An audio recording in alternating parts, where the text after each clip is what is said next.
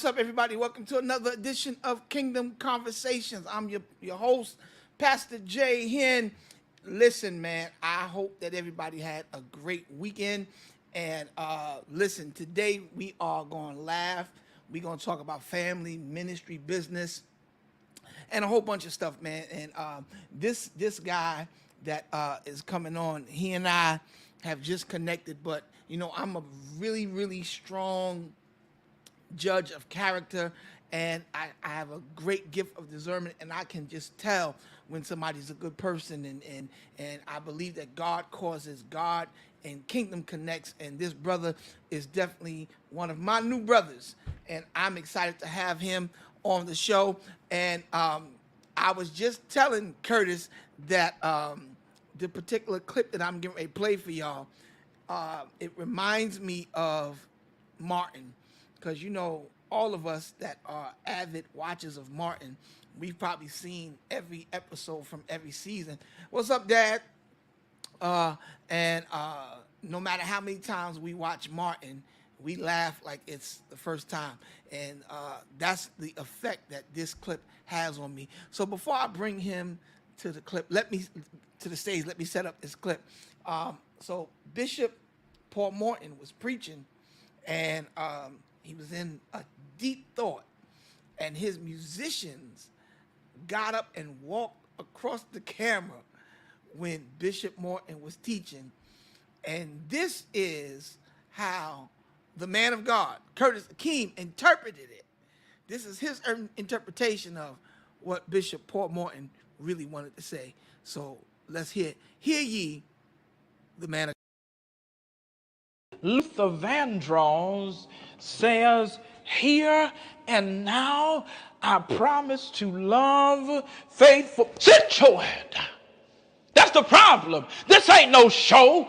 Everybody's growing in the Lord here, and you definitely need it. The way you be trying to sleep with everybody up in the church, we need to get your flesh up and all, get it tamed. Matter of fact, get down to the altar right now. We gonna pray it up out you. I promise to love faithful. Yo. Without any further ado, the man, he to me is a creative genius. He gave me a pointer last time he and I talked. He don't even know it, but we're going to talk about that later. But he's a marketing genius on social media, and his ministry is growing. So let's bring him to the stage. My brother, Curtis Akeem. Yo, Kurt, what's up, man? I can't hear you. See, this is you operate in the flesh. You operate in the flesh. Am I here? Come on out that flesh. Get in the spirit. Listen. Salutations. That's my new one. Salutations. Giving honor to God, who's the head of my life. Testify, Reverend. Giving honor to my pastor, the great Brian Meadows, the MC City family. I appreciate you all. You know, I got to get my church in this out of the way. That's right. Well, let me give my church a shout out, because I don't want them getting mad at me. Shout out to Restoration Tab, who yesterday took me out for my birthday, and I was a little confused, Kurt, because my birthday is not till Thursday, but they took me out yesterday. So I'm hoping that they have a part 2 plan. It's got to be a part 2. Are they celebrating? Are they celebrating the whole week? Did they give you something today? No, they didn't give me nothing today. I'm checking my cash no, app. you can't start the birthday early and then don't do anything on the Come real on. birthday. Come on, man of God. See, church, y'all better get up. The church got to get up in order. See what I'm saying? Rebuke them.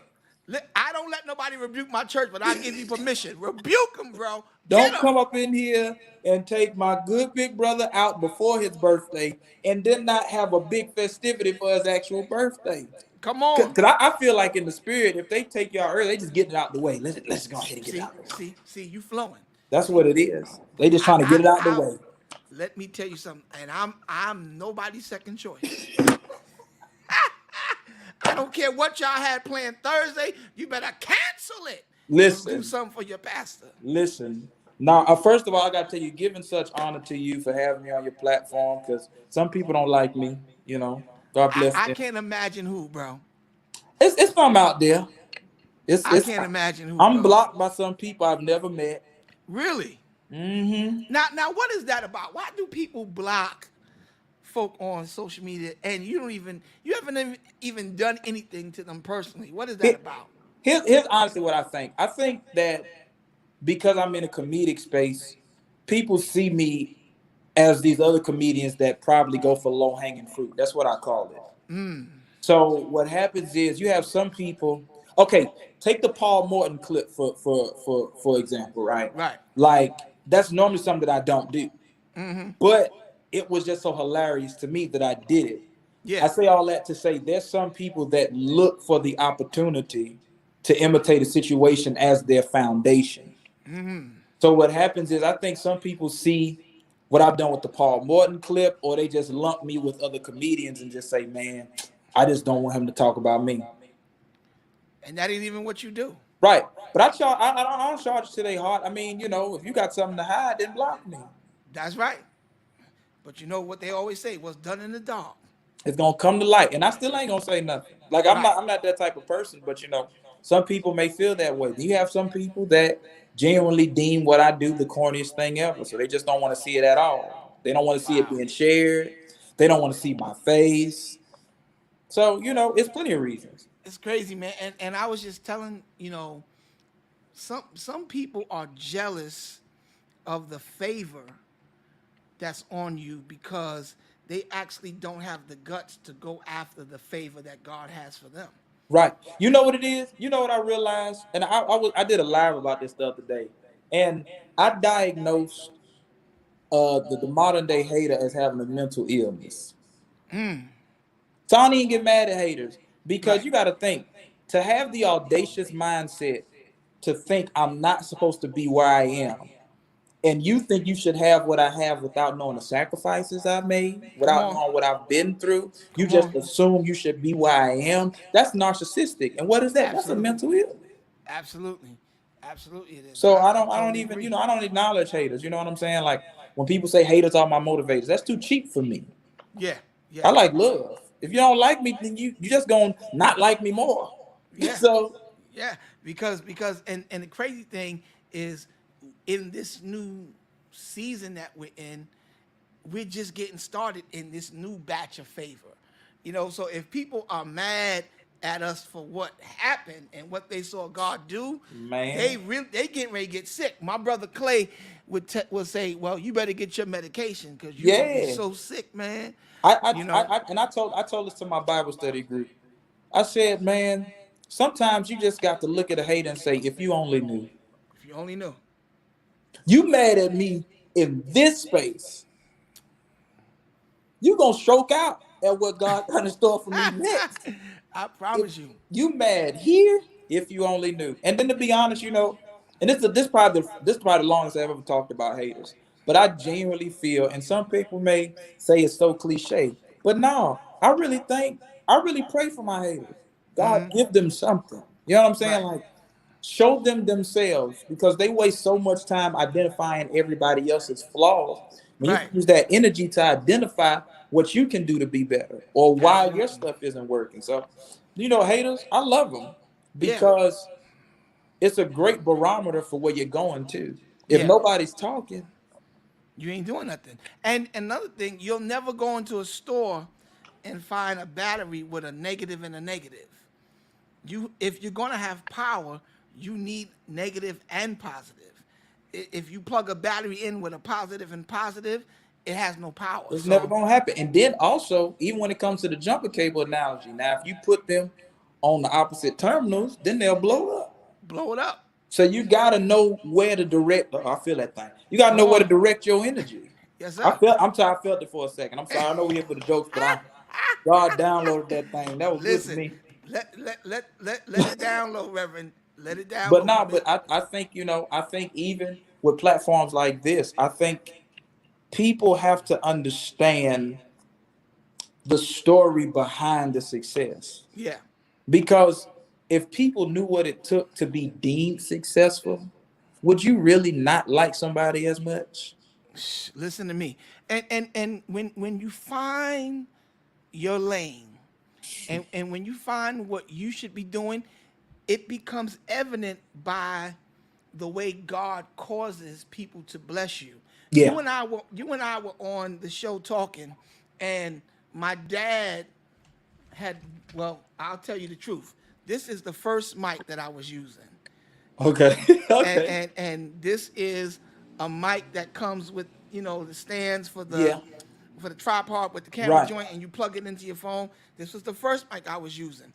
I got online with you, and I started talking about I got to get me a new mic. And one of my boys, who's an engineer, has his own sound company. Well, my dad gave me I think it's called a Red Gorilla mic, really nice microphone. But my boy saw your mic.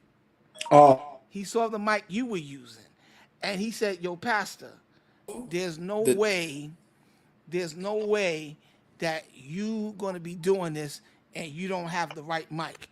And Doc, he went and ordered it for me and sold it into me.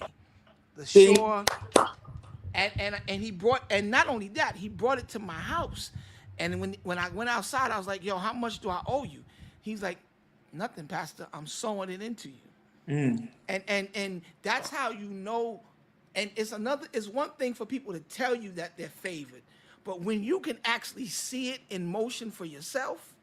And I didn't know nothing about no podcast mic. I was like, yeah, shucks. What I really was using was yeah, my yeah. old Apple joints. You know what I'm saying? But him knowing what he knows and saw your setup, he was like, "Yo, Kurt got a hot mic. You got to get a hot mic, Pastor." And he went out and brought it for me, man. So, Wow. man, You, thank you for inspiring people wow. to bless me, man. So thank you. Now, you know what's crazy though, and it sounds like that. And me and my pastor was talking about this last night. He came and blessed my home, and we was talking about the dawning of gifts, right? So it's always stuff that shows you the dawn of a gift. What does dawn actually mean? You don't quite see the sun yet, but you see it coming up. So you always have indications to show you that you're coming up. We was getting real deep about it. I'm trying to I keep it love it. I tame, love it. but you know, that's why I say even when it goes back to the haters, if you only knew, if you knew what I saw, if you see what I see somebody sewing in and sewing a mic into you to the wrong person was like, oh, somebody just giving them stuff. Right. But to you, it's like, okay, God, it's dawning. I see you. We preparing. I learned how Yeah. to use this. I've outgrown this, but it's time. I feel you. And Yeah. I think more gifts have to be able to wait for their dawning That's good.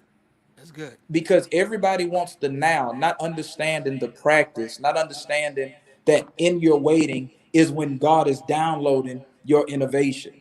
Yeah. See, I'm sorry, I'm going on a No, tangent, go, go, go, go, go. but I feel it today. I'm just saying, but it's just like the problem with most creatives is that they're just that. They're just a creative. That's a beautiful thing, but it's a bad thing at the same time because there's a lot of creators who have a lot of great innovations in their mind but don't know how to bring it to fruition. Yes, sir. So what they do is, since they don't know how to plan properly, as soon as they get an idea, they want the world to see it, not realizing that what God downloaded in you was just a seed. He doesn't want it to bloom. Right. So I do want to encourage somebody that's watching. If you are creative and you feel like you're not being seen, it's simply because God is hiding you to help you cultivate and grow your gift. See, some people get seeds and assume that the tree is going to come tomorrow. But are you prepared to sit and wait? Let's understand. We was talking about this. Jesus literally had to wait on John's voice to start preaching. Absolutely. See, this the part. See, people don't know the creative. I know the Bible. Hear me. Come on. So, could you imagine if Jesus would have started preaching prematurely? It throws the time out of whack. Yeah. So Yeah. now, if Jesus preaches early, one would assume that there's a lot of miracles before him that wouldn't have happened. Everything had to happen in order. I say all that to say this. There's some people who feel, even I don't know why I feel this. There's some people who are watching right now that don't even feel activated. That's simply because God hasn't sent the right voice your way yet, which means you still got to chill. Yeah. Because if you're not activated or blessed by the right voice, you'll sabotage your invention anyway. Now God That's got to crazy. move on. And you know what else? From that same passage of scripture, we see two things. It's so important that you are able to identify the voice, and the voice is the one that points to you. Yeah. Because a lot of people are operating without being pointed to. Yes. Because Jesus ministry, watch this, was going to be bigger than John's. He was going to save more people than John saved. But not only do we see him waiting to be pointed to, we also see submission, which is why creatives especially need a pastor. And we're in this climate now where everybody's talking about, I don't need no pastor, I know God. No, if Jesus waited to submit, and watch this, John was John the Baptist. He was John not because that was his, pedigree. He was a baptizer. That's what he did. Right. Jesus waited to submit to John's ministry for him to baptize him, point to him, and tell the people, behold, that's the guy. Because you thought it was me. There's somebody coming after me. I'm not even worthy to tie his shoe. That's him. Right. And that's when Jesus started his ministry. My question to all these creatives, all these renegades, who pointed to you? Who validated you? You know, I'm obsessed with the mafia. Okay. And one thing about the mob, the mob has so much structure. Even though they do a lot of evil and wicked things, they have so much structure. You can't do certain things without getting permission. Yeah. You can't just go out because you feel like whacking somebody and he's a made guy. You have to go through channels and you have to get pointed to and you have to get the okay. And the more disciplined you are, the more successful you are. And so be it in the spirit. The Right. more disciplined we are, the more successful we'll be. Which is why, the creatives have to get to a place where they learn to be discipled. Because even in your gift, once God gives you, the voice thing is twofold. God is going to send you a voice to activate you, and then you have to recognize what your voice is. But if the voice that God sent to you doesn't activate you, you'll never truly hear what your voice sounds like. Yeah. And a lot of what happens with it is, as soon as somebody gets a jolt to get an idea, even when it comes to road preachers, they don't like the way they pastor did something. I'm gonna start me a church. You wasn't blessed. You wasn't blessed. And a lot of people say, what does that mean? No, seriously, you're going out of order. Because even if we go back to John and Jesus, what does that mean? Everybody had their time. Yes. God is not going. I hate to say this. People love prophesying this, and I don't know why. Nowhere in the Bible did God ever say anything about skipping. You right, brother. Come on. Come on. You just went out. You just muted yourself. Hey, mama. Everybody might want to call me. Can you see me though? I don't know why everybody calling right now. I think they know about my flow about to hit. But it's a difference between believing in a word that says everything is going to skip, and then there's when your time is coming. Mm-hmm. So what happens is a lot of people get whatever God stole from you, He's going to skip over, blah, blah, blah, blah. I can't stand when people do that. Right. Because everything happened in succession. Yeah. So it's a matter of you may be better than that person, but can you serve the person that ultimately you're going to be better than? Right. A lot of people can't even do that. And the thing is, what's funny is God will have you serving somebody that you know you're better than. Mm-hmm. That's how, like, you'd be like, man, I can preach better than him. I can sing better than him. I can play better than him. But God, why does he have the platform? Because that person was sent to at least open up the door so you can take it the rest of the way. But if that person never gets the adequate chance to speak because they're too busy dealing with your jealous spirit, then the door is never open for you. You missed the whole process. And it's just like with David and Saul. Mm-hmm. David was going to be more powerful than Saul, more effective than Saul, but he understood there's one of my favorite scriptures, and David behaved himself wisely. He had the opportunity and the reason, because Saul, I think he made 34 attempts on his life, something around there. David had a right to respond, and even when he found him in the cave of Adullam, he cut his skirt and was like, yo, I could have took you out. Right. See that? I got this close to you, but because he honored what the Lord told him, touch not my anointed, he backed off. do you know, being gifted in this generation, in this culture, is a great thing, but it's also dangerous Yeah. because there is no more respect. Yeah. People don't honor the ones that have gone before them, Yep. and they will even put hands on. I've seen people like threaten to put hands on pastors and mentors, and I'm like, yo, are y'all crazy? Right. I'm telling you, I've served under 3 pastors: Bishop Perry Lindsay Sr., who taught me church. I served under Bishop Hezekiah Walker. I was his drummer. I played for the Crusade Choir for 10 years. He taught me music ministry and how to really get saved and stay saved. Right. My bishop now, who I've been with for 21 years, Wow. Bishop Darrell Hill, he taught me how to be a man of character, a man when it comes to the scriptures, a avid reader. There's nothing that they have done, all 3 of them. I didn't agree with a lot of stuff that they did at times, but there's nothing in me that would make me go and post something about Bishop Walker, something about Bishop Hill or Bishop Lindsay, or even jump in their face. Like, I'm like, whoa, where was y'all raised? Like, Right. But see, are you that's I kidding mean, me? that's the honor in you. See, a lot Yeah. of people, let's be real, a lot of people don't, first of all, they don't want to be discipled at all. They just want to be attached. They Right. want to be attached to the anointing. I want to be attached to the name. So when you go to these places, and that's why, like, I have such a heart for pastors, because it's your job to be compassionate. Yeah. So how do you be compassionate to somebody who you know only wants to attach because of who you are or because of what your name is? So it's a lot of people that only want to attach due to namesake or to seem validated. People aren't going into covenant to learn honor. They're not going into covenant to sit still. They just I want to be next to this person so I can call him my spiritual dad, so that when I go do this, and that's, I'm sorry, y'all, that's corny. Now, can we talk about that? What is your take on folk calling this their pastor's dad? You sure? You sure? Are we sure? I just want to know.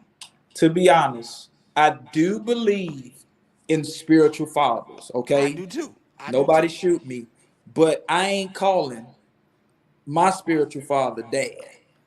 Now, I recognize the spiritual father aspect, but I had a father. Rest Right. his soul. Yeah. I understand that you're sent to guide me, you're sent to disciple me, but at no point will I utter dad. I'm not, that's just not my thing. Yeah. I think I get it. I get why some people do it, because a lot of people, and even with me going into my 9th year pastoring, there are some young people in my church that have no relationship with their father. See, I was thinking, I'm like, but there is a void that some Yeah. people do have. But The I only the think only that you have to be careful as a pastor, and this is what I'm very careful of. I'm very careful not to let boundaries be crossed, Yeah. because I think that sometimes when you get that personal, it takes it takes the boundaries away, and some people don't know how to switch hats. and then People some don't. people just won't hear you Yeah. because Yeah. now they're intimate with you and y'all grow up. I ain't talking about intimate as nothing sexual, Yeah. but just because they see you away from the pulpit, they get to be Yeah. in your vicinity. The words don't drop the same. Oh, I know Yeah. him now. You know what I'm Yeah. saying? Like, some people don't know how to switch off. Like I said, me and my pastor, we have a great relationship. Like, so when we're in church, this apostle just came to my house last night. I still honored him as apostle, but he let his hair down. We chill. You know what I'm saying? My other friends are around, but I'm not gonna be around my apostle. Oh, turn up! You in my crib now? It's Right. just no. But There has to some be some people, limits. There has to be right? some limits. But I mean, I think it does come from a void not being full or not being filled. Yeah. So I think it's honestly, it's up to the pastor. And a lot of pastors may not want his, but it's up to the pastor to diagnose if this person has daddy issues or not. Yeah. Yeah. Because the person that's seeking that from you doesn't know that they have daddy issues. You won't hear the average person say, "Yeah, I got daddy issues." They don't know. They're just searching for some sort of manliness to put in that place. Yeah. So Yeah. it's up to the pastor to be like, You know what I'm saying? What's your relationship like with that? Okay, you didn't have a father. How do you feel Yeah. about this? How do you feel about this? Before you take that person on. Because, like I said, when people start feeling like you're filling that void, they not looking at you for spiritual counsel no more. This is Yeah. my dad. Right. I go to my dad about and that's where the limits get crossed. I mean, even with me teaching Bible study, or you know what I'm saying, or me doing other things, I also have to watch how people in my group are. Like that's why everybody just can't be around me all the time. And some Yeah. people may say that may be sadistic. No, it's some people that can't handle your humanness. Yeah. And that's a Yeah. real thing. That's okay to Absolutely. say. There's some people that can't handle me being human. Yeah. Because if they see me being human just a little bit, It'll throw they'll everything look off that you deposited into them. right. Yeah. And I really don't like well, these pastors, they not tangible. Some of them aren't supposed to be. Right. There are some that can be in the hood, can be in the community, can be out there. And there's some that we see their regalness as cockiness, but no, because if you saw them in their human space, you wouldn't be able to deal with them on a spiritual level anymore. Yeah. I think your cousin just came on here. Jake, my little brother, J Track Perkins. Oh, yeah, that's my cousin. Yeah, what's up, Yeah. cousin? What's up, cuzzo? He too famous, y'all. I'm gonna tell y'all something. Let me tell you something. I'm so proud of this dude, man. Let me tell Yo, he's y'all. killing it. But he don't answer his phone though. We Oh, ain't I talk about don't that. tell me he getting Hollywood He doc. getting Hollywood, man. Oh, He done come got a on, couple Perkins. placements. Nah, I'm lying. Doc. I'm lying. Now, honestly, because a lot of people don't know. I lived in New York. Outside of me being born there, I lived in New York on two separate occasions. I lived in New York, and I went to August Martin High School my Really? sophomore year. Yeah. Wow. Okay. And then I moved back to Atlanta because high school in New York is a first of all, they too free in New York. Yeah. Like you can literally just walk into school and just walk out. Yeah. Oh yeah. Like in Atlanta, they stopped. Well, I don't know what they're doing now, but back then it was like so Yeah. I can take a bus to school because it ain't really no public buses. I mean, Right. for school system buses. And then but anyway, yeah. So yeah, I failed terribly my sophomore year in New York. Let It me was tell too you much something. freedom. I went to a school called City As. That was Okay. my school. But all of my friends went to LaGuardia, High School of Performing Arts. Yeah. I was in LaGuardia every day for 2 years straight. They thought I went there. And all I would do is I would leave my school, jump on I think it was the 1 or the 9 train, take it up to 66th Street, and I knew the school safety officers. I never forget it. The guy at the door, his name was Solomon. Solomon, I'd be like, yo, what up, Sol? I get there, and I'll go straight to the cafeteria, and I would be at LaGuardia playing spades all day long. And when my mama found out, bro, she liked to kill me. Yeah. The That funny beating thing? I will never forget. Right. Thinking back now, all the time, because here was the problem. I had never taken a bus or a train till I moved to New York. So when I got that freedom, I was living with my grandma. So, grandma, you can't do no wrong with grandma. Right. So grandma just thinking I'm going to school. I'm just Uh-huh. riding to Manhattan by myself. I'm riding to Brooklyn by myself. Then I had the country accent, so all the girls love me. I'm 15. Come on, Doc. Testify. All of them. I just say one thing. Where you from? Well, I'm from Atlanta. Oh my God, it just go crazy. I couldn't handle it. But It was like that, Doc. yeah, no, I mean, Lord Jesus, where's Lady Akeem at? Make sure. she back here. She know my story. He talking about his past, lady. Yeah, First lady. she know my story. She know my story. She know what I once was. Glory be, I've been delivered. I've been Going delivered. grace. But Grace. then I moved back to start trying to go to college. So I was supposed to go to SUNY Dale High, right? Okay. And then I didn't do my paperwork where I was supposed to. I don't know why they thought I was gonna do my paperwork. I'm just fresh out of high school. I'm not doing this paperwork. One of y'all better do my paperwork. But anyway, so then it happened. So I ended up going to TCI. My father told me he didn't know that. My father on here. Oh, He didn't know I was playing hooky. Oh Lord. You done found out now. But now I was going to TCI and I was at Mount Carmel Baptist Church Okay, yeah. in Far Rockaway. Now that's my home church. Now I was there up under the Reeds. And then, Oh, wow. once the Reeds, stepped down or whatever, Darren Ferguson was the pastor there, and that's where I met Jay Trekker. That's where I met him. Oh wow. So we call each other cousins because we literally have known each other for a long time. Wow. Good brother, man. Yeah, man, that's a good Jay's guy. a good Very brother. talented. Come Oh, back to the man. church. Come back to the church, man. Stop playing. Let me see. Yeah, my mother would say he out there making rock and roll. Yeah, he out there, But no, he still get on that organ now. Oh One yeah, thing, he can play. that man is probably one of the. A lot of people sleep on my bro. Yeah, I'm gonna put that out there yeah, because he's so cool and quiet. yeah. But he can really play though. He get on that. He get on them keys. Yes, sir. And he's subtle. You know what Yeah. I'm saying? So a lot of people, a lot of people want to be in your face with it. He's subtle. He'll do something. You'll be like, I hear you, Doc. yeah, like, Yes, sir. I caught that later. You know what I'm saying? Yeah, So, yeah. Only thing I do wish.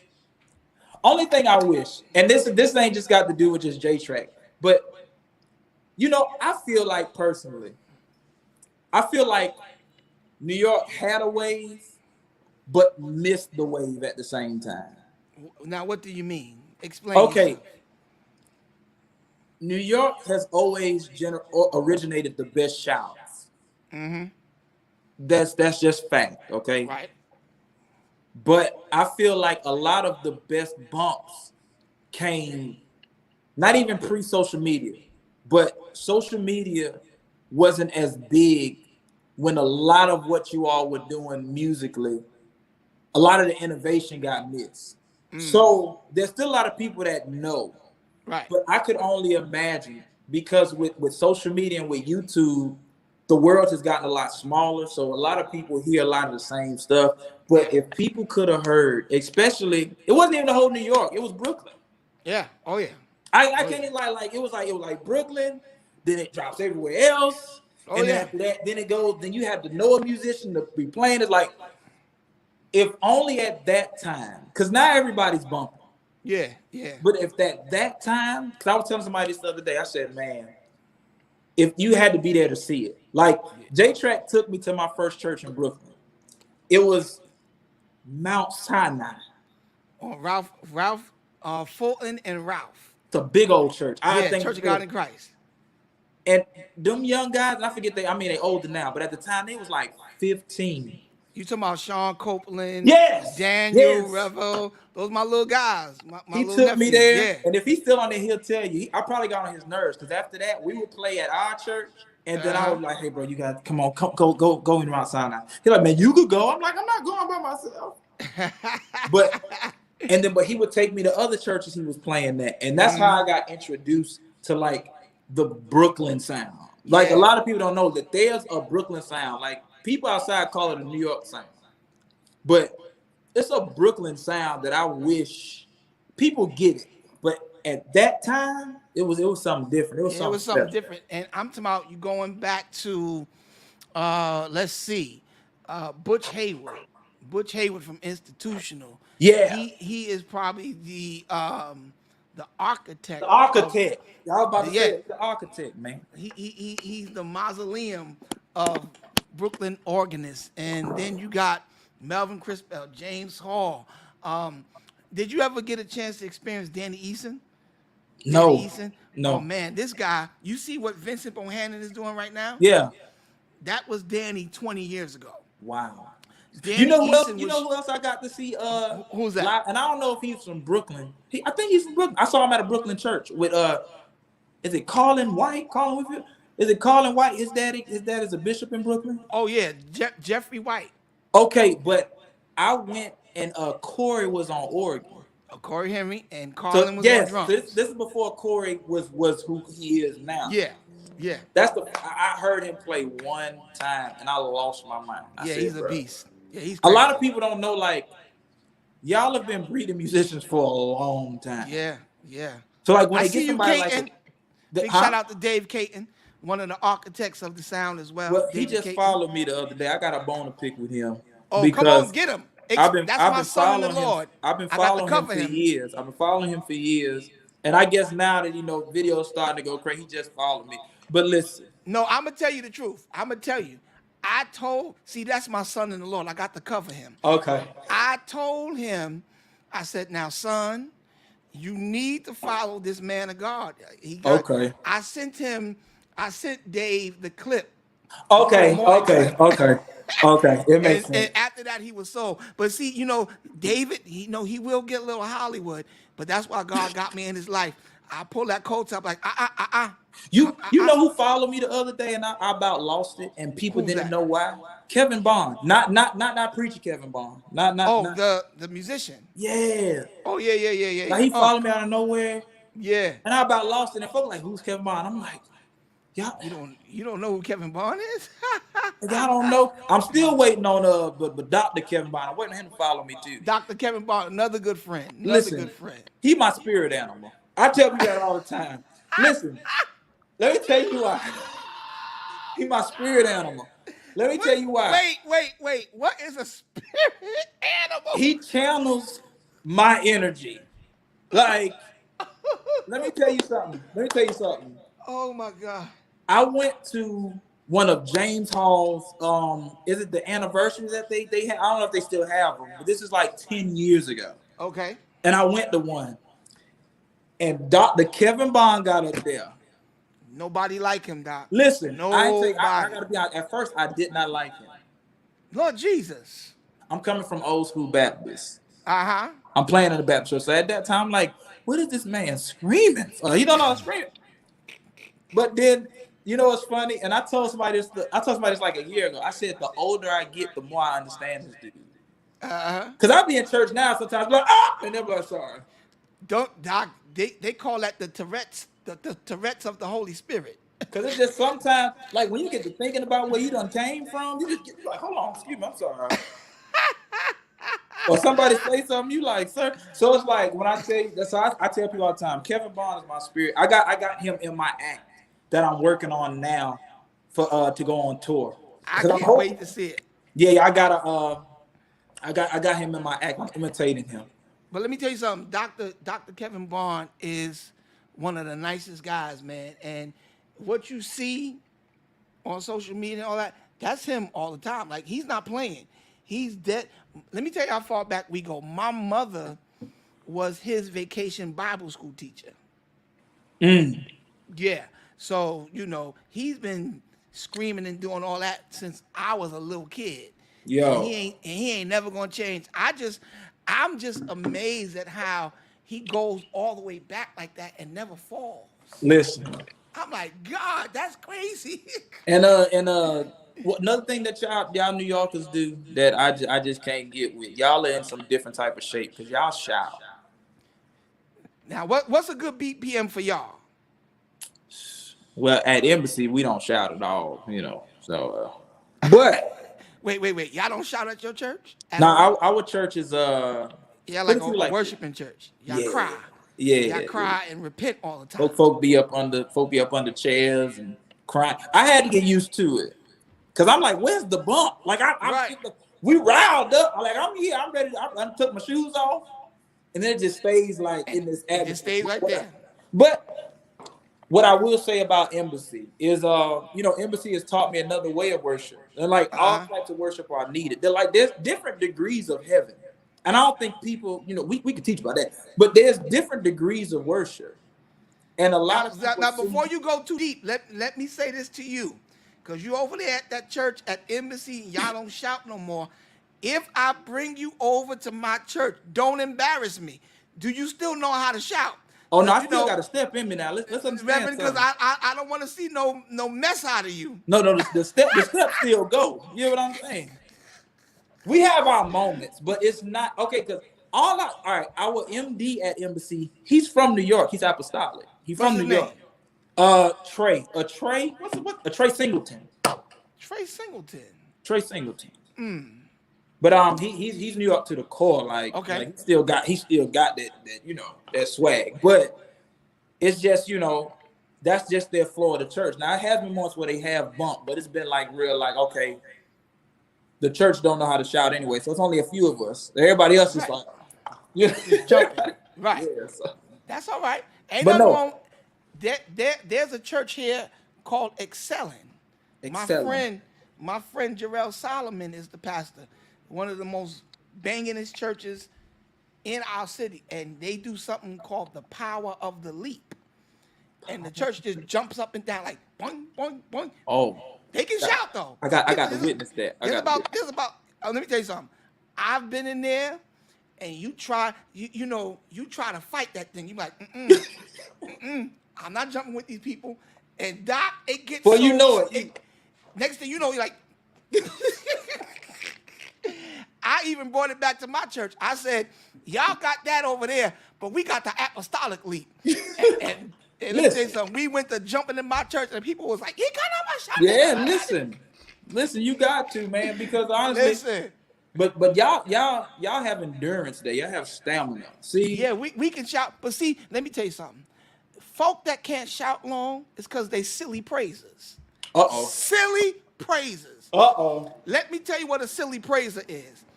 A silly praiser or an immature praiser is somebody that dance and actually picks their feet up. See, you immature. You don't know how to give God praise for real.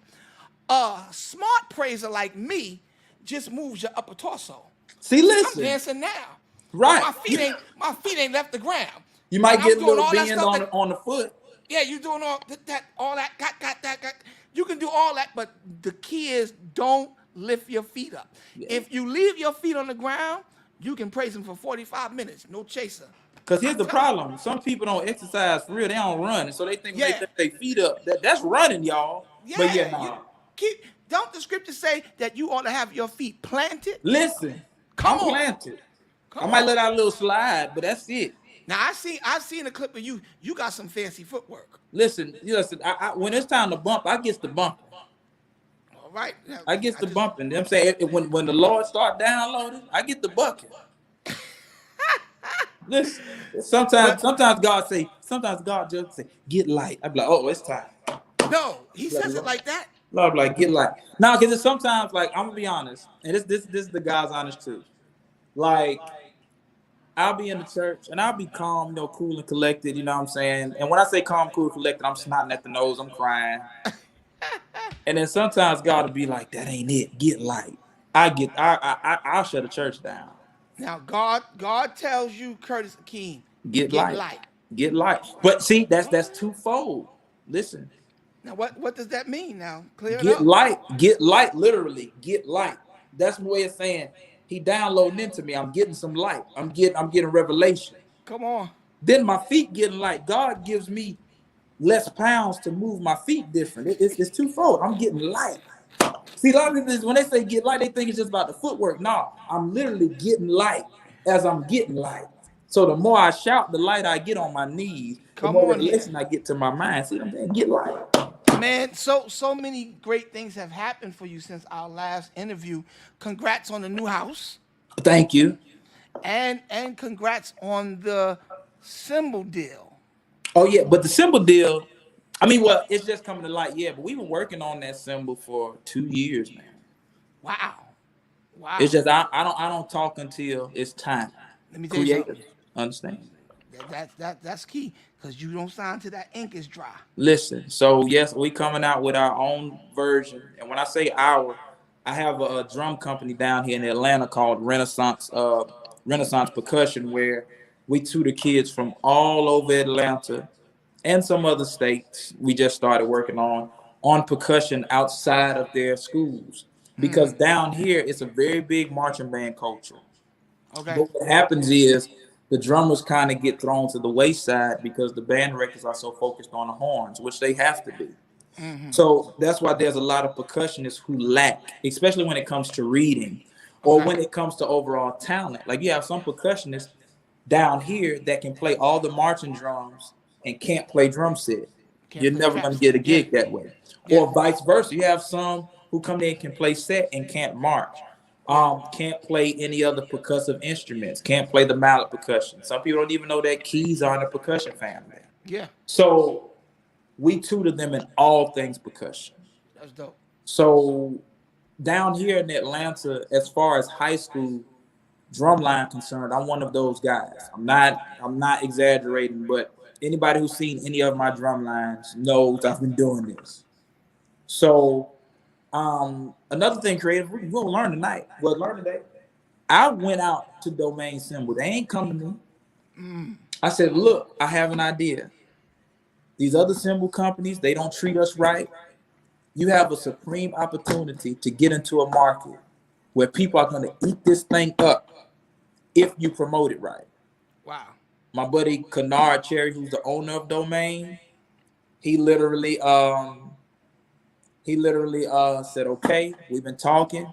He sent me symbols. We on our second prototype of marching symbols now. And we honestly hope to have the marching symbols in some people's hands. Realistically, I don't mind waiting until next year. Right. Give us another year just testing it, because last season we lost marching band due to COVID. So Yeah. we didn't get to plan much. We didn't get any real field access with the symbols outside of the school that I teach at. So I really want to demo some more and give some kids more of what they want. So what do you not like? What do you like? And then we create the perfect symbol. Because Zildjian and Sabian, it's nothing against them, but they don't treat us right. And I'm not saying from a place of being not prejudiced, but they don't think to hear us on what we would need in this side of marching band culture to keep us coming back. Now, can you play? You can play both. Yes. Okay. And Yes. and is drums the only instrument that you play? No. Keys. That's about it. So you But play keys, drums? I tickle keys. Okay. I'm not somebody that's gonna get up here and play you a selection A and B. But if you need a good offering organist, that's me. That's you. Now, what keys can you play in? What's your best key? The same key that I could preach in, C sharp. Now, do you modulate when you preach? Sometimes it depends. It depends on the situation. Like, to be honest, like if I'm preaching and all right, y'all, I gotta let y'all know, if I'm preaching and I know I'm killing where I'm at, I'm definitely gonna modulate. Come on, I'm killing them now. Get ready. I got them now. Yeah, you know, get ready. But if I'm like, cause you know, as a preacher, you can feel it. Like you can feel You know it. when it's not going well. You know it. I hate when preachers act like they don't. Like, we're not feeling it. So sometimes, you get to a place where, it's the pacing. You have some preachers that in God said, you need, you know what I'm saying? You got some, God said, you got to know where you preaching at. Mm-hmm. So you got to be able to, I'm about to give preachers a lesson. Be you, but learn the atmosphere. Write that down. Say that again. Say that again. Be you, but learn the atmosphere. That's good. Okay? That's how you keep your engagements up. I'm not saying just the only reason you're seeking is engagements, but let's be real. You want to be accepted by all. Be you, but learn the atmosphere. So what I say about that is, if you preaching at a church and you know the church is a tuning church and you do tune, but they're a slower type of church, maybe not be so wordy. Give yourself a break. You got to take your time. Right, or vice versa. You know what I'm saying? So I say all that to say, if I'm looking around and I know they not feeling this, I'm getting up out of there. I ain't got no problem. I'll tune it right now. But honestly, and you got sometimes preachers, every sermon ain't meant to tune behind. I think True. we built the culture around the celebration being one thing. Right. What happens to the celebration is people coming to Christ. Yeah. So, which should be the ultimate celebration anyway. Right. Like we stay tuned as a celebration, which, I'm saying, tuning, get your glory. You know what I'm saying? Like, I'm all for that. Get your time. Show us what you've been practicing in the mirror. Every great hooper practices. Listen, say, oh, no, it just happened. No, stop lying, boy. Like, y'all, I just something come over me. Now, listen. No. When the anointing hits with gift, of course, it's some stuff that you probably did while preaching that you didn't practice. But let's be real. There's a foundation of practice. Reverend, you giving out all the secrets, Reverend. I'm just saying. Give us what you got in the mirror. Can I tell you something? Every Sunday. Oh, Lord. Every Sunday, I get up early, right? Before I come to church, Yeah. and when I'm in the shower, I go through my whole message. Because here's the thing, and that's okay. See, but that's what you, because honestly, like I'm the preacher where God, for some reason, deals with me real late in the word. So I have my message, and then I'll be going through it, even while I'm sitting there waiting to get, introduced. And God will give me something right then. I'll be like, dang. Yeah, yeah. And he'd be like, man, I'm about to kill him with that. I'm about to kill him. But listen, preacher, all y'all preachers, it's okay to be confident. Just don't be cocky. That's it. That's it. And because God will do stuff like sometimes I'll get up and you know, have this whole dissertation prepared, and God will be like, that ain't what I want to talk. No. Right.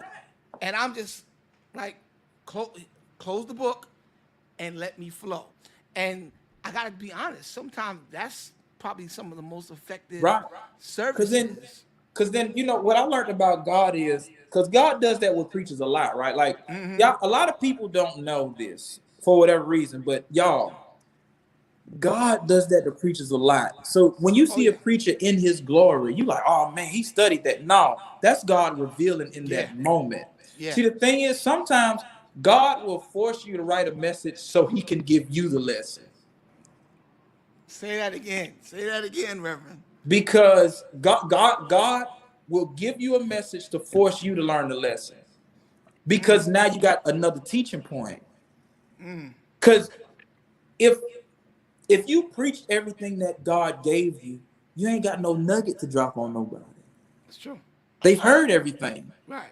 But what happens if God gave you a message? Let's use Naaman, for instance. Naaman, a lot of people, for whatever reason, don't touch Naaman. I don't know why.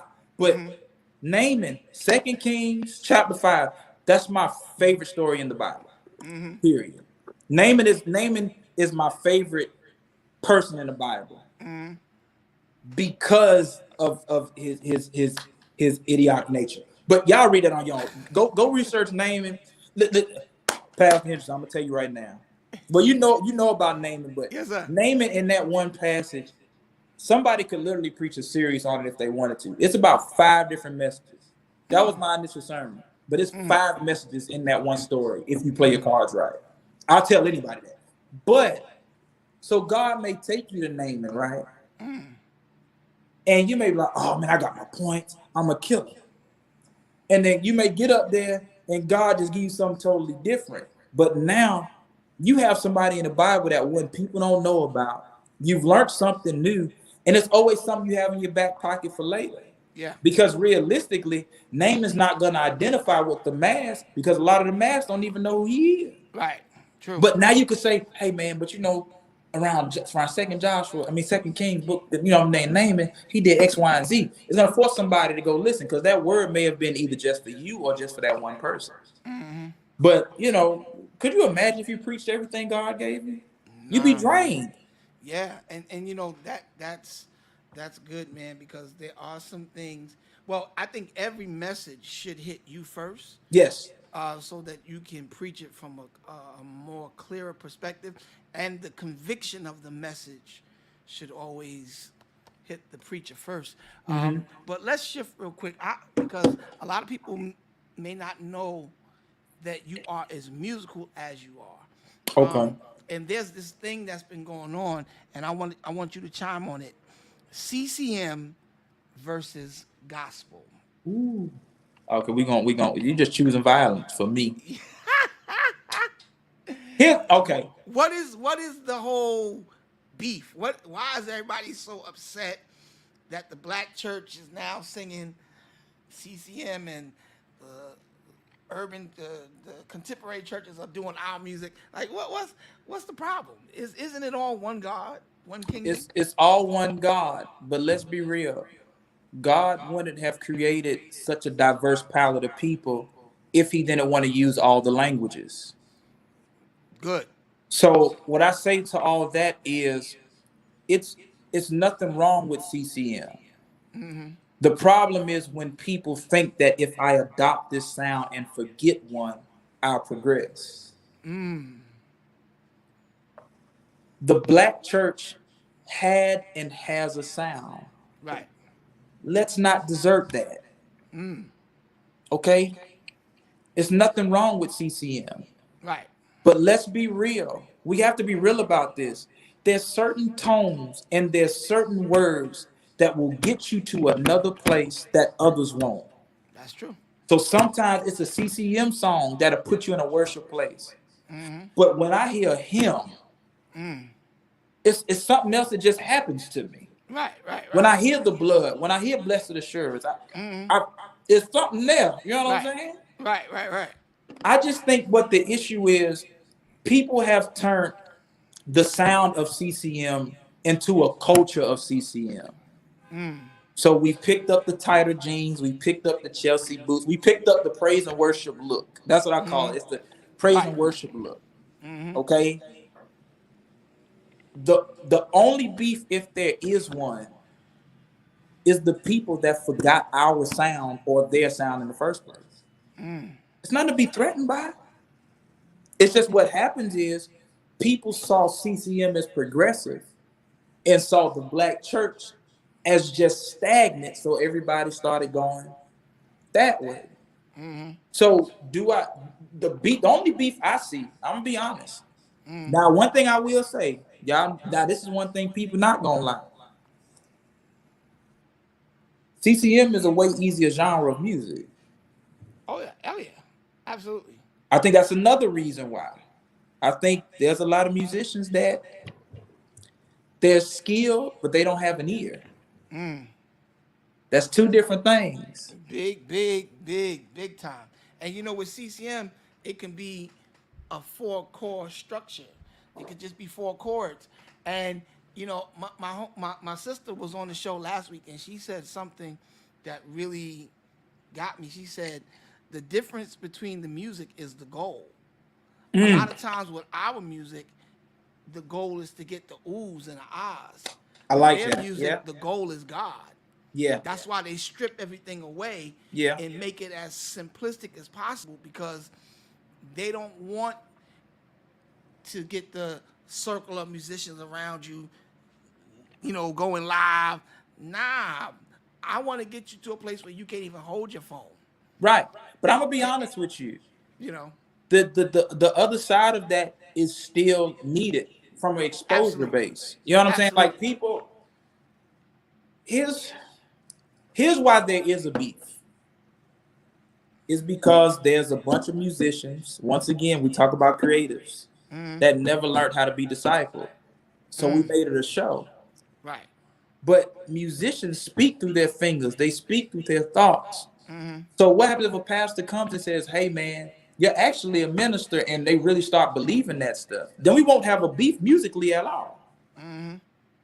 Because now And it's like I'm speaking regardless. You know what I'm saying? But that's just me. Some people don't like the look of CCM, and I'd rather people say that. I don't right. like the look. I don't like that all churches starting to look like this and not that. I don't like how people are starting. It's okay to say that. That's your thought. Right. But to say it's a beef, God speaks to everybody in many different ways. David Caton said the lyrical content is very different as Very well. different. I mean, CCM, it's like it's worshipy, but you hear a lot of he's and hymns. You don't really hear God, Jesus. Like you hear a lot of he's the ultimate. You know what I'm saying? He's who he is. Like that's one thing that if We in the apostolic church, they would have said, "Who is he? And what is yeah, he to you?" That's what they would have said. right. So that's why I say that Clear that it is a up, bit, Caton. Clear it up. it's a We want lot. to know who is he. Who is he? So I think, you know what I'm saying? God, listen, God created such a diverse palette. If you don't like it, change the station, bro. Let me tell you something. I gotta hear the name. I I need to hear the name of Yahshua Yashem. Okay? Listen, oh, don't I don't need to start. hear See, that. I'm about to get the bucket. See what I'm My saying? God. I I need need to to hear his hear. name. But and there's some people that also hear me. CCM is the equivalent to a gateway drug. I told somebody that the other day too. Okay, now you get me. You in deep water now. What? Say that again. CCM is the equivalent to a gateway drug to me. What do you mean by that, man of God? Clear it up. Here's what I mean. Basically, what I mean is like, we're living in a culture that's very sensitive about names like Jesus and God. I think this is a great way for people to gain access to, no disrespect, but an infant way of worshiping. Okay. Because listen. Now, when I say infant, listen to me, y'all. I'm just trying to use layman's terms for y'all.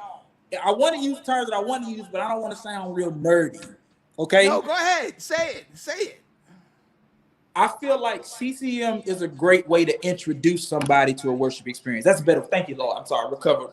Mute that other part. But listen, I feel like CCM is a great introductory in the worship. Because what's going to happen is eventually you're going to want more of them. Who is he? Who is this man that y'all speak of? I'm hearing he. I'm hearing all these hymns. Who is he? And somebody's going to be like, it's God, baby. Pick up that hymn book. We done. Pick it up. Now you done caught the blood. Now you done caught the blood because we done brought you in. We done tickled your face. We gave you the haws and the who's and you done cry. But you're going to eventually, who is him? David Caton said, y'all also sing, I'm a soldier in the army of the Lord. What Lord? Oh, God. Let me tell you something. You can't say stuff like that in front of David Caton, son. David Caton, he think he white. Oh. Yeah, he think he white. He done moved out the hood. He done Oh. he don't go get hero sandwiches no more. He gets wraps now. He gets wraps. Yeah, he's one of them. Does he eat kale too? He don't get mayonnaise. He gets honey mustard on one side, Grey Poupon Oh, now he on one. naming lyrics. Won't he Yeah, make yeah, you yeah. clean Yeah, inside? yeah. Yeah. They listen, go on somewhere now. Rebuke him. Go Rebuke somewhere him. now. Rebuke him, Curtis. Go Get somewhere. him. See, you're supposed to be on this side of the table. Yeah, cause You let me tell being you real something. this. I tell Let me this stop. story all the time. I'm the one that got David Caton out of the projects. He don't want to remember that though. You see, you gotta use you to help some people, Curtis, and they get high and lifted up. But I am the friend that reminds you, you wasn't always there. I saw him sitting up in the window, and I looked up and said, "Hey, you." Yeah, he was like, "Who, me?" I said, "Yeah, you." I said, "Listen, do you want to go to California?" And he was sitting up there looking like a thug. I was afraid of David Caton. When I saw him, I didn't know if he was gonna rob me or something. I said, I don't know if I should invite this young man, but I followed God. I obeyed God. And I Like said, I saw David Caton, destiny. I I said, saw do you want to destiny. go to California? He said, who, me? I said, yeah. And he came on down. He looked like a thug. He had a bunch of chains and Oh earring in. Lord. He had an earring in this ear. Then he had braids with rubber bands. Looked like a thug. You hear what I'm telling you? And I took him from Roosevelt Projects to Rodeo Drive, and the rest is history. And He he took you hasn't said from row thank to you row. yet. He hasn't said thank you yet, Curtis. You believe that? I Get him. feel a big seed being sown from him. See, he needs to sow a I seed. felt that. As soon as you tell the story, I heard seed sower. Come on, That's what I man of heard. God. I heard David seed Caton, sower. I'm gonna send you my cash app in 3 minutes. We gonna be like the other prophets. We gonna get on here. I'm gonna say, now listen. Listen. I feel how they do it, Curtis. Show me how they No, how they can get. they be like, it's something in the atmosphere. First of all, I ain't got no music, but it's something in the atmosphere. God wants to release a word to you, but God is throwing a number my way. Heard 100,000. He's doing it. He's doing it. There's somebody under the sound of my voice. You've been plowing in the field, but ain't been no harvest. God Come is on. saying because the seed is still in your back pocket. God is saying, and you got to plant it in mine. Because if you plant it in my back pocket, there's going to be a harvest that's going to come right away. Let me tell you something. If you go to your house after you sow this seed and your plants ain't grown, Call the police because somebody done stole your field. That's what they do. Oh, I done knocked my phone down. But that's what they do. When I tell you Yo. that brother Karn said that one time. How about that? No, he did not. He said, No, he didn't. he ain't say it like that, but he said, I'm a real prophet. A He real said, prophet. if I tell you that there's cheese growing in no. What he said, I'm a real prophet. He said, if I tell you that there's a TV in your backyard, and by the time you get home, if it ain't there, call the police because somebody done stole your TV. When I tell you, I said, you know how accurate you got to be? If you tell somebody if it ain't there, call the police because you've been robbed. David Caton said, where does he sow? I just put my cash app up. Send it there, son, and the Lord. I'm telling you, in the next 72 hours, if you sow, there's going to be a great time. That's what they do, though. You know, I saw a post today where this young lady, she made a post. She said, you know, this pastor told me to if I sold this pastor told me to sow $50, and he told me that I was gonna get this house, and he told me exactly where to go. So she said I went 2 days later, and they literally told me you can't afford this. She was like, I want my $50 back. I was like, yeah, Lee, y'all up here lying to these people. You know, but here's the thing. I'm gonna be honest with you. It's twice that I prophesied out of my vainness, and I've been caught in it. You've been caught. Let me tell you, and I can be totally honest with y'all, because I'm very prophetic. It's the gift of the Holy Spirit, y'all. All of y'all can be prophetic. Not all of y'all are prophets, but God we'll get this another lesson. Yeah. But you know what's funny? This is so messed up. We having a conversation, so I would only, and I'm being honest with y'all, I gotta share my preach stuff. I would only try to prophesy to women. You're laughing because you probably done been through this. See what I'm saying? But look, here's what I'm gonna do. Let me tell you. So, because at this time, I knew my voice was what it was. So I would only prophesy to women. And even in me trying to make up something, God would literally still speak through me, right? So I like, give an example. This happened like 10 years ago. This young lady I wanted to talk. There's one lady I wanted to talk to. I can talk about it. David said me too. See what I'm saying? I ain't the only one. God uses different ways to cope. First of all, David Caton don't even talk in public. We just getting him used to talking in public. So I want to know who he was prophesying to. Hey, you never know. But Well, this one young lady in particular, I really was interested in. And I had just got done preaching. And I told my assistant at the time, I said, look, tell this young lady, I got a word for her. I got a word I got to give her. And so she meets me at my car or whatever. So I'm like, look, God is just downloading stuff in my spirit. But the whole time I was preaching, I saw you. I saw you. Can you come out to eat with me and we can further? No, Reverend. But listen, so I say all that to say this. So I prophesied to her, right? And I literally read her down. Mm-hmm. So literally, God still used me in my sinful, dirty nature. Come on. To get a word. Just like when Naaman went to the River Jordan to get clean. But listen here. God used me. And then when I realized it was getting real, I shut it down because I wanted to holler again.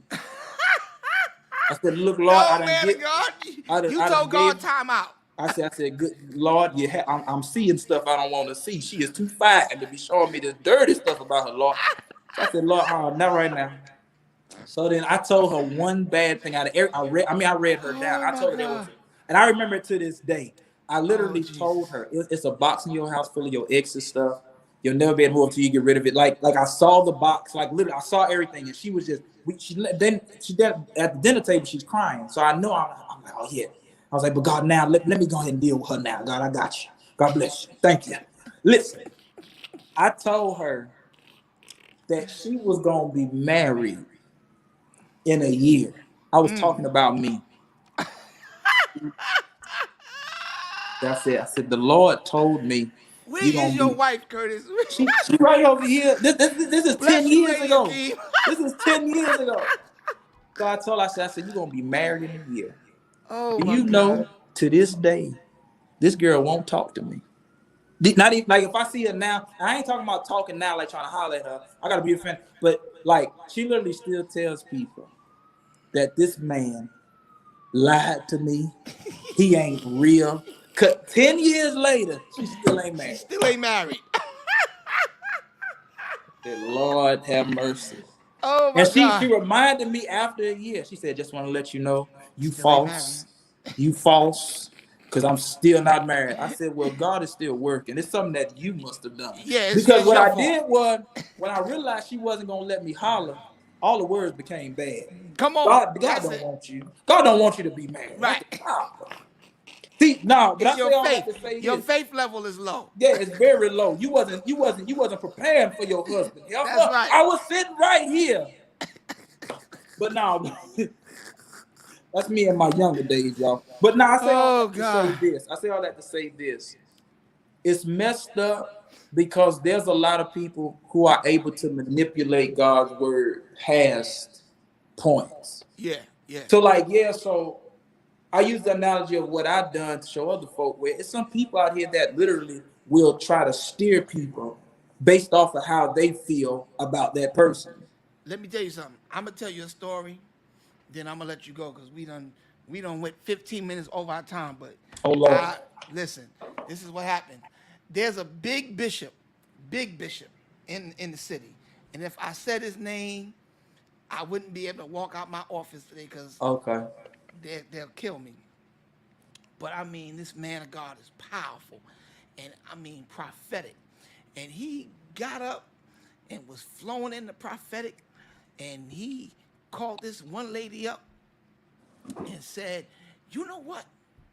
God's gonna bless you and your husband. I see God doing it for you and your marriage, your family. God's gonna make you and your husband get back together." He cut out my shandidi, start speaking in tongue, and the whole church is going, ah! And the lady standing there looking at him like, and he said, "Wait a minute, daughter, you don't receive the word of the Lord?" She said, "Bishop, you just buried my husband last week." And his response was, "Oh, sometimes I miss God." Listen. Hey man, it's all right. Listen. We still human. God Yeah, bless you. Listen. we prophesy in part. It's We all still right. human. That's why honestly, and a pastor told me this, and it was funny when he told me. But it was funny. He said, look, if you ever off, just blow in their face. He's like, let me tell you why. Because he was like, the look is gonna be so confused and everybody gonna think they getting convicted. He's like, look, if you start feeling a little off, just say and back up. He's like, they gonna have this look on their face. When I tell you, because I see a lot of people doing that, they go, like, that's a trick. The trick that everybody uses. They put their hand right by that back area and they Uh, push them. yeah, or they put their leg right behind your leg. Right. That's old But I'm school. telling you, men and women of God, in the infancy of your prophetic gift, I'm opening you up to something. Pour If into him, you Doc. if Pour into you him. ever feel like you about to get off, just blow. Them folk ain't gonna know what's happening. But it's something about that. Like, listen, even when preachers Don't y'all blow, listen to Curtis, y'all. listen, I'm telling you, if you ever feeling off in the spirit, just blow. And just I'm telling you, the Why person not gonna just be be looking so quiet? like this. Why not just be quiet? No, be quiet. You in too deep already. You there. You there. God, God is not gonna leave you stranded. Now he may let you break down for a little bit, Oh but my in your God. breaking down for a little bit, turn the AC on. What's turn the AC on? Blow that thing. Blow that thing. I'm telling you. If you ever feel lost in the word, blow. Man Yo. of God, if you preaching and you ain't got no more word, and God said, Uh, just blow. Ain't let me tell you, it works. It works. I'm we telling you. not gonna be playing with people. Now, now you We gonna not see. gonna be playing with the people of God like this, I Curtis. guarantee you gonna see some preacher in the next couple weeks. Uh, He gonna be preaching, he might. and he just gonna be like, "And God said, I knew it. He lost. He done. Yo, man, yo, bro, I love you, man, and I Love you too, appreciate you man. for coming back. This has been part 2 of Kingdom Conversations, man. I could talk to you for hours, man, but you gotta go. I gotta Yeah. go. And Are you man, preaching any funerals today? no, man, I'm off today. This is, I usually tell the people they dying to hear me preach, but everybody's alive today. So Let me tell you, go get you a nice what's the sandwich that I never got to try out there? you, What's the chop that's out there? yeah, the chopped cheese. Never had that. Never I've had had that. heroes and all of that. But now let me tell you, I will say this. I know you're gonna let me go, I'm gonna let you go. But have you ever had the Publix sandwiches No, what is a down public here? sandwich? We got a No, grocery store down here called Publix. no. All right, well look, when son, you better not be blowing on people. Listen, I'm sorry. I'm sorry. That's your pops? That's my dad. Yeah. Listen, I'm telling you, man of God, if it I'm get gonna too get him low, Sunday. I'm gonna say, blow. Deacon Hendrickson, come here. Lift your hands. But no. Whenever you come to Atlanta or Florida, hopefully we can get you here for my comedy special. I'm gonna let you know the dates. Is come on, come Yeah, on. man. Yeah, please, But please. yeah, it's a spot called Publix, and they make great sandwiches. And Okay. honestly, they're better than Heroes. Really? Yeah, we gotta definitely link up. We gotta So link but up, yeah, man. but thank you for your time, Pastor Henderson, man. Man, You listen, understand, bro. man? You are a gift to this generation. You're a gift to the body of Christ. Thank And you, and I pray nothing but the blessings of God to you and your family, man. And thank please, you, bro, don't change, man. You are exactly what the kingdom needs, my friend. Exactly thank you what the so much. and you're bigger than what people think, man. And I'm just excited to see what God is doing next. And you don't even know the guy, my brother who brought this for me, Leroy Emery Hmm. Newman. He's the guy that blessed me with this mic. Um, I've been offered my own radio show like twice already, and Mm. you were talking, and when you were talking about how this is just like the birthing, and you know, I don't know, man. I got a funny feeling that we're going to be doing this on a really bigger platform real soon. Man, listen, man. So God has a way of connecting and intertwining yeah, for reasons, right? yeah, Like some stuff are just conversation. Some stuff is conversation. Some stuff is cultivation, and some stuff is lifetime partnership. yeah, It's okay to yeah, say, okay, we were cultivated or we learned the lesson for a time. We move on. But I yeah. definitely feel like you're in a season of your life. I hate to get too deep, but I'm telling you, when God started heating up on me, but I'm telling you, it's something that I see. I'll tell you off. I'll tell you off air. You can release the word, Doc. No, it's some money coming to your way, right? But I know most people say it's money coming your way, but it's not money for you to ever touch personally. It's money that's supposed to use strictly to cultivate and to grow. Don't buy a personal thing, not a car, not a house, nothing. Because the second that you do that, I hear God saying, I'll retard your time, meaning I'll push it back. So whenever you receive that seed, grow whatever it is you're growing that people don't know about. Yes, sir. Yes, sir. That's all. I receive it. I receive it. Listen, man, this is my brother, man, and I'm so excited. You're about to go on tour and everything. So if people want to find where you're going to be, how to get in contact with you, how do they go about doing that? On the TV screen. Now let me stop. That's how I can find me at. Now, right here on Facebook, Curtis Akeem. Instagram, Curtis.Akeem. And it's Curtis.Akeem everywhere, really. And other Okay. than that, anybody want to book me, info@goinggrace.com. I'm trying to figure out how I can get to New York, but these churches playing. These churches reach out and then I give them a price and they don't like the price. They don't like the price. They don't Well, like I'm gonna bring you. I'm gonna bring you, Doc, and we ain't got to worry about that. I'm gonna bring you. And see, the only thing is, we don't see the culture up here has changed. Like Okay. we don't do Friday night services like that anymore. Wow, really? and really nobody does Sunday afternoon. It's like a pocket full, because when years ago, man, you had it's like church I grew up in. We did 3 services every Sunday. Right. And most of the churches, like after you leave whatever your home church is, you was You would going to go, somebody, you was going to not no fellowship more. somewhere else. Yeah. Not no more. And the Wow. only reason why you can still find it in pockets is because it's become so expensive up here, where Oh. a lot of us are sharing buildings. So Okay. So that's I why would some order, churches are starting at 12 and some are starting yes, at okay. at 3 and different things. And that 3 o'clock is their morning worship. Right. So after that, ain't nobody, everybody ready to go home after that. So the challenge would be on how to strategically get it where you can do your thing. You know what I mean? No, the challenge is y'all get delivered and move down south. That's That's the what challenge. Let me tell you something. So are y'all still do afternoon services down there? No, we don't definitely. See, you talking all that. Y'all don't even do it. What you But talking about? here's why I say there's not a lot of afternoon services. It's because we're not on top of each other with buildings. The real estate market down here is so wide open Yeah, that it is. everybody listen. Somebody wake up and hear the breath of God on a Monday. By Sunday they got a building. Wow. It's buildings everywhere, and not just in Atlanta, but Charlotte. Charlotte is a place where I'm telling you right now, this ain't just prophetically speaking. This is just the business mind.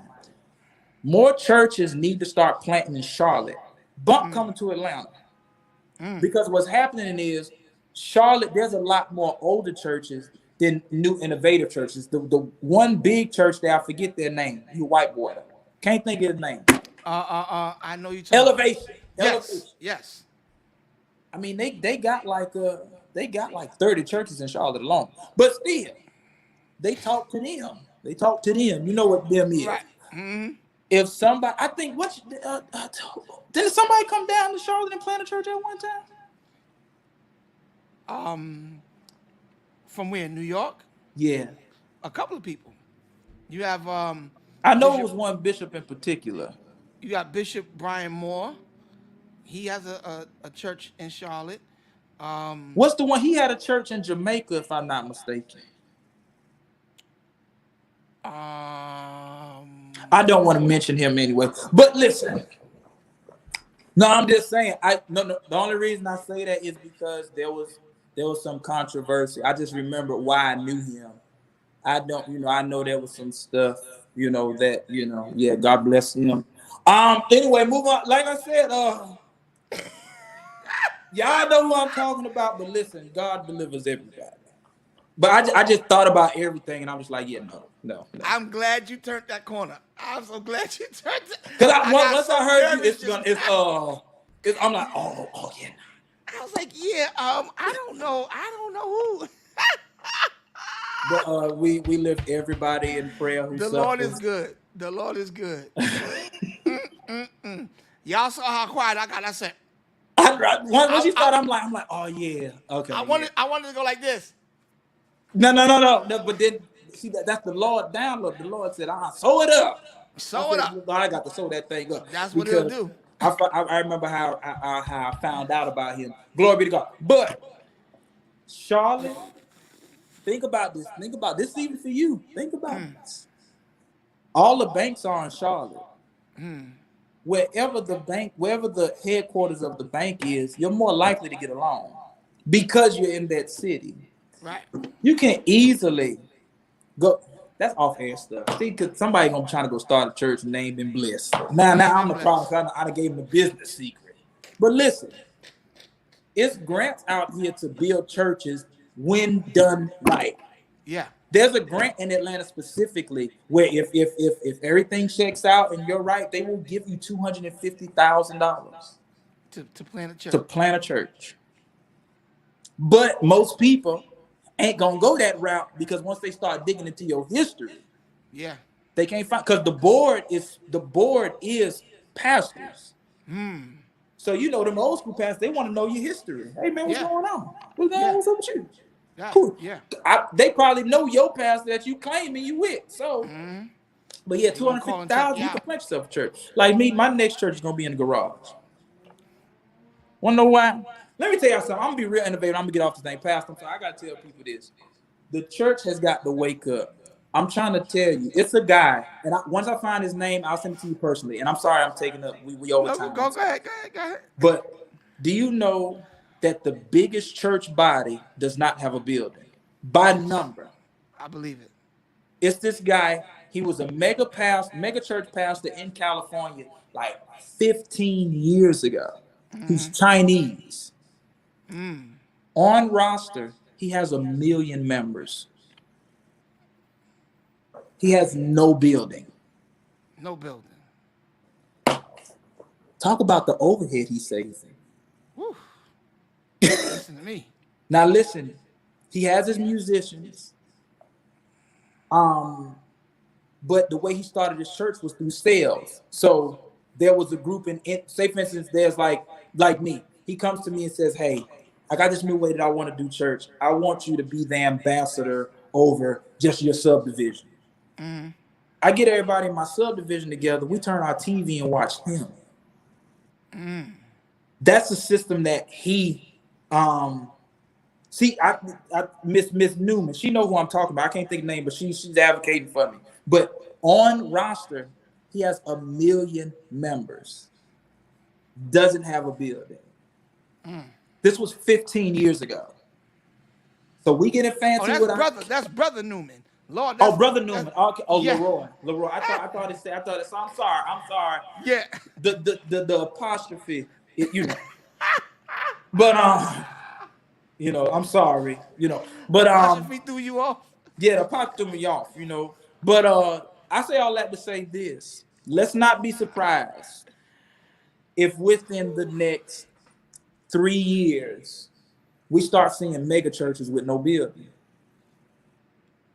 Because right now you have churches that they have movie screens in the church, so they at a church, but they're watching their pastor that's in such and such, or their pastor. Yeah, I mean, such and such. That was something that honestly, because I started my virtual church about 3 years ago before all this stuff like really happened, and that was the plan for when they started doing the hologram concerts. Yeah. With all the artists that were dead. Yeah. That was what was trying to happen. And matter of fact, Bishop Jakes was the first one that started doing that. He would be at the Potter's House, Texas, and the church plants on the screen. Right. And they would be in there carrying on like he's preaching right in front of them. Right. So I believe it. And there's more people that honestly, for people like us, like I love being in the building. But there's some people who can really have a great worship experience at home, because at home they can be naked, and I don't mean physically. Okay. Right. They ain't got to put on all that stuff. No they can literally have a worship experience. So I would say to you and other pastors, now you on the cutting edge because you on here with me. This is cutting edge because some folks, they wouldn't dare. But just be mindful of what this virtual space can do, and it's rent free. Yeah. You can talk to the world. I've done millions of views not from here, but from my living room. I've touched millions of people without ever leaving my home. My voice is in continents that I've never been to. Yeah, that's powerful. But we can go on about that. We can have a part 3 one of these days. Yeah, man. Listen, you'll definitely be back, man. And I'm godly proud of you, man. Everything Thank that's you so happening much. for you. And I know that this is just the beginning of the new level and new promotion. And please give my love to your family. And Curtis Akeem, everybody, my guy. God bless you. You see, and one more thing, one thing I said, and I retract my statement that I said about people being ambassador bishops and all that, because I want to be an ambassador. So somebody sign me up for the ambassador class, because get off. Bye, Curtis. I love you, man. Yo, that's my brother, man. Curtis Akeem, one of the greatest young comedians in the game, and he's doing great things, y'all. I hope that y'all were blessed by this edition of Kingdom Conversations. We went a little bit, actually a lot of bit over our time, but it was well spent. Great conversation with a great young man of God. and we're gonna get him up here to New York. And I mean, y'all have to experience his ministry in person. So big shout out again to my brother Emery. Yeah, bro, the mic sounds real good, man. I'm enjoying it. And thank you for sowing that seed into my life and me, man. I really appreciate it. And let me tell you guys something. It just pays to be nice. When you're nice to people and you don't have a bunch of falling out with folk and you just are working your lane, God will send people to bless you and to sow into your life, man. And so I'm going to close out this show going back to my favorite clip from my little brother, Curtis Akeem, imitating Bishop Paul Morton. I love y'all. I'll holler at y'all later. Check this out, y'all. Luther Vandross says, here and now I promise to love faithful. Sit your head down. That's the problem. This ain't no show. Everybody's growing in the Lord here. And you definitely need it. The way you be trying to sleep with everybody up in the church. We need to get your flesh up and all, get it tamed. Matter of fact, get down to the altar right now. We gonna pray it up out you. I promise to love faithful. Kingdom Conversations, y'all. I'll holler at y'all later. Pastor Derek Talton, I love you, big bro. Blessings, man.